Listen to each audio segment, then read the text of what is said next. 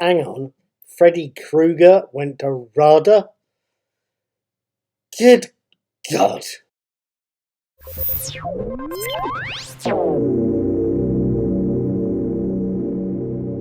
Right then. Hello there, good evening, good afternoon, good morning, whatever it is, wherever you, yes, you, happen to be. My name's Paul. I'm also called Knick-Knack. I do Knick-Knack's daily teasers. They're a set of brain teaser quizzes you'll see floating around. I also talk about movies when I get a chance to see them. I've just seen Candyman recently, which is rather good. I'm also planning to see Dune at some point. I also talk about TV shows I'm watching. I'm going to try and catch Evil of the Daleks at some point, and Doctor Who. And you can find more of my things about movies and TVs and teasers underneath that little eye.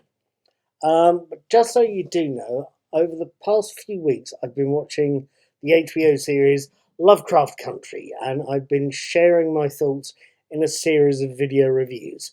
Again, I'll be tucking those in the little eye in the corner there. At any rate, last night was Tuesday the 26th, and of course last night I managed to catch episode 8 of Lovecraft Country, Jig-a-bobo. I thought I'd tell you about it. Episode 8, Jig-a-bobo, opens with the usual summary of previous episodes, and then shifts to show Tick, Letty, Ruby, Montrose and Diana, Dee, Jonathan Majors, Jenny Smollett, Womani Masaki, Michael K. Williams, the late great, and Jonah Harris at the funeral of Emmett Till, a school friend of Diana's, of Dee's. Till is, I should add, a real-world figure that got lynched, and rather disturbingly, painfully by the sound of it as well, but just so you know, there's a historical background there. But at any point, when they're halfway up the queue to view the body, Diana wanders off distraught. She can smell the body, to put it not too bluntly. She is stopped in a side street by Captain Lancaster, who curses her after she refuses to tell him whether the Winthrop orrery is. The rest of the family decide that they need to try and find Diana, or Dee, as obviously they're concerned. They know she's not in a particularly good place. With Letty heading back to the Winthrop house to try and see if she's there, Montrose goes off to the Freeman family home and runs into her, but loses her as she escapes out of a window. Tick, meanwhile, is visiting Christina to see if he can't cast a couple of spells. One to find Dee, and one to protect the mildly pregnant Letty. It's something Tick begins to feel more strongly about when he finds that former lover, GR, from Meet Me and Daegu, has come to warning of his impending death. Later that night, Tick and Montrose reconcile, and Montrose agrees to help Tick cast a spell.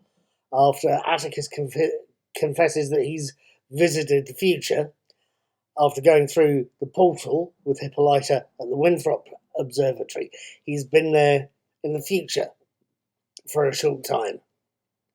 And he's come back with a souvenir, a book called Lovecraft Country, written by his son, a son Letty is currently expecting, and a book that's given him some knowledge of the future. It's a book that tells him Christina is going to sacrifice him to achieve immortality at the autumn equinox. 5 very short days away. What did I think of this episode? What did I think? What did I feel? It's got to be said, Jig-a-bobo is a very, very, very rich, beautiful episode, and there's bound to be something I've missed trying to summarise such a complicated thing as effectively I can in the short time I take on YouTube or on my blog. Diana is found towards the end of the episode, to give you an example, by Montrose, while she's desperately trying to hit spirits that he can't see. She's trying to fight them, and it's quite something to see. There's a whole discussion between Montrose and Tick about, Montrose has come out as gay, and he had desires while he was married to Tick's mother, but it was something that he felt his family should take precedence over any of his desires, so he stayed loyal. The writing is beautiful, in particular, of this episode. It really is quite something to listen to, as is the performances. That little speech Montrose gives about family love is very watchable, beautifully done. For me, though, the two cast-out members of the cast are very strong. It's a strong ensemble. But the two cast members that stood out in this episode, in Jig-a-bobo, were Jada Harris as the grieving and angry Dee, and Womni Masaka as, I don't know if I've got it right, I'll apologise to her if I ever meet her, but Womni Masaku as Ruby. She does there's a whole one scene with her and Christina where Ruby tells Christina about Emmett Till, the boy that was killed, the boy that was beaten and shot to death and then thrown into the Tallahatchie with a big metal fan tied around his neck with barbed wire. And that scene is riveting. There's a whole speech, 2 or 3 minutes long, that Womni as Ruby gives, along the lines of, I don't want you to say anything, I want you to feel what I feel right now. And that speech is just rivetingly watchable. It's a beautifully written piece. And it's also a beautifully performed piece. Womni Masaka, or Masaku, I get it wrong always and ever, but it seems Womni is a graduate of the Royal Academy of Dramatic Arts of RADA, possibly one of the best schools, or best drama schools in the UK.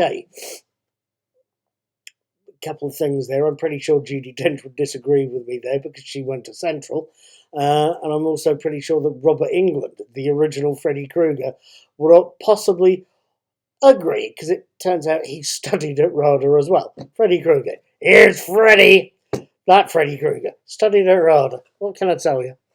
At any rate, this particular episode really highlights Womni's skill there. And I thought, as much as I didn't take totally to episode 5, episode 8, this particular episode, Jig-a-bobo, was absolutely bloody fantastic. It is one powerful, deep, beautiful to behold piece of work. It really is. It carries the plot a couple of ticks forward, excuse the pun, and it's got complex, beautiful, lovely performances like Michael K. Williams' and Michael K. White. I keep forgetting his name as well. Michael K. Williams, bless him, God rest his soul, he's gone as well. But it's got some beautiful, strong, wonderful performances. Performances like this demand I keep watching until the end of the episode and to the end of the series. And frankly, I am going to be back next Tuesday it's going to be next Tuesday. But I'm going to be back with that. And I'm going to be doing a written and verbal review or YouTube review the day afterwards. I'd love it if you join me. I think this series is one that repays us both. I'll see you next week. Have a good time.